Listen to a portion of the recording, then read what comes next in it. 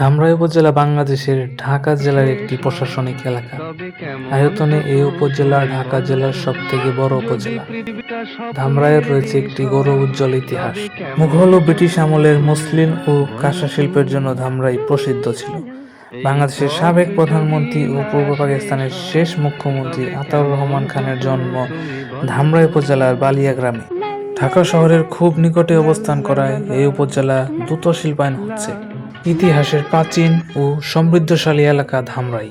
ধামরাইয়ের দর্শনীয় স্থানগুলো শৈলান জামে মসজিদ, আলাদিনস পার্ক, মোহাম্মদানী গার্ডেন, মহাশক্তি প্রেরণ কেন্দ্র, চশমাধব মন্দির, 60টা বট গাছ, কালামপুর বড় পুকুর, ধামরাই হ্রদ, গাঙ্গুটিয়া জমিদার বাড়ি, রয়্যাল জমিদার বাড়ি, বেলেশ্বর জমিদার বাড়ি, বালিয়া জমিদার বাড়ি, ধামরাই বণিক বাড়ি, রূপনগর, ধামরাই উপজেলা কমপ্লেক্স, হাজিপুর ত্রিমোহনা মাঠ। Thanks for watching. Follow and subscribe.